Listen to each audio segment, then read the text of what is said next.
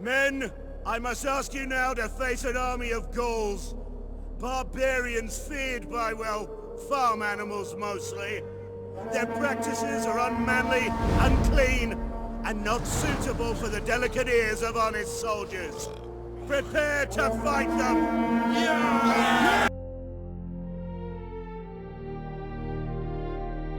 The spring of 58 BC, the first flames of the Gallic War.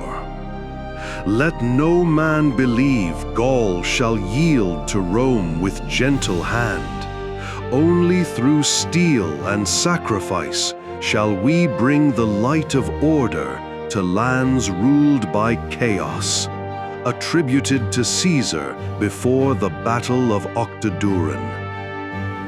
As the winter snows melted from the Alpine passes and the breath of spring stirred the forests of Transalpine Gaul, Gaius Julius Caesar, proconsul of Cisalpine and Transalpine Gaul, cast his gaze upon the wild and unconquered lands beyond the Rhone. The Senate had entrusted him not only with command, but with purpose, one sharpened by ambition and necessity. Rome hungered for security. Caesar hungered for legacy. To the west of the rugged settlement of Octoduron, nestled among the high ridges of the Alpes Graiae, Caesar assembled his forces. There stood Legio Doi Jovia, veterans of southern campaigns, men hardened not only by battle, but by loyalty to their general. Their shields bore the scars of past wars. Their discipline was unshaken. Before them stood the Helvetii, a confederation of fierce tribes bound by blood, pride, and centuries of independence. They had occupied Octoduron and its surrounding passes, threatening the fragile Roman order in the region. Caesar, never one to permit defiance unchallenged, resolved to bring them to submission, not through negotiation, but through decisive force. The false retreat. As Caesar marched through the province of Lugdunensis, word reached him of a Helvetian warband mobilizing nearby. Eager for a pitched battle, he advanced swiftly, hoping to force an engagement that would break their will. Yet, as his scouts returned, they brought troubling news.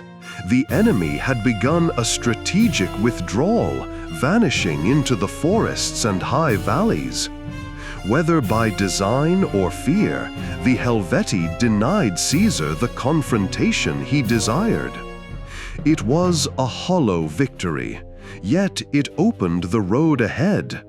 With no opposition, Caesar secured key mountain passes and advanced toward Octoduron. Meanwhile, Marcus Junius Brutus, stationed near Mediolanum, was ordered to begin the conscription of a fresh legion, Legio III. Though young and untested, these men would be forged under Roman discipline and serve as reinforcements for Caesar's future campaigns. Their creation marked the beginning of a broader war machine, one that would grind through Gaul, province by province.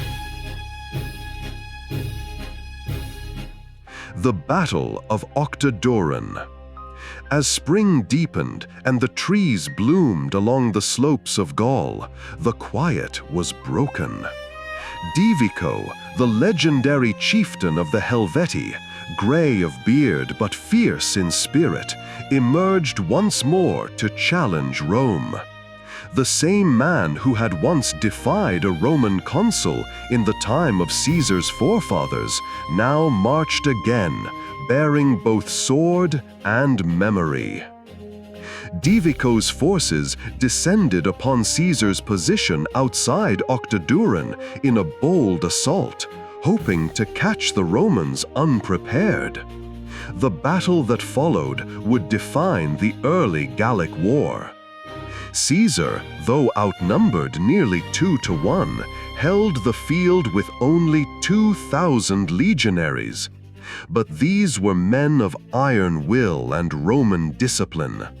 They fought in ordered ranks, shields locked, pila thrown with deadly precision before drawing gladius to finish the work. The Helvetii came in waves, howling and fierce, but their fury could not break the Roman line. For hours the valley echoed with the clash of steel, the cries of the dying, and the commands of centurions. At last, the Helvetii line shattered. Divico fled the field, his men cut down without mercy. Rome had lost 500 brave souls, men whose names would be remembered in the rolls of honor. Yet, in return, Caesar had exacted a toll of 2,000 Helvetii, a devastating blow that shattered their ability to resist. With the defenders broken and their king in retreat, Octoduron opened its gates. There was no further resistance. The banners of the Legio II were raised above its stone walls, and Caesar entered not as a destroyer, but as a bringer of Roman law. He offered terms, firm but merciful. The Helvetii, now humbled, were granted survival under the yoke of Rome. Their lands would be taxed, their sons conscripted, their independence ended. Thus, the first nation of Gaul was brought beneath the eagle. It was not merely a military victory. It was the beginning of conquest, the first stone laid upon a road of blood that would stretch across all of Gaul. Caesar had shown the might of Rome, and, more dangerously, the genius of his command. From that moment, the tribes of Gaul would no longer speak of Rome as a distant threat. They would whisper of Caesar, and the whisper would soon become a storm.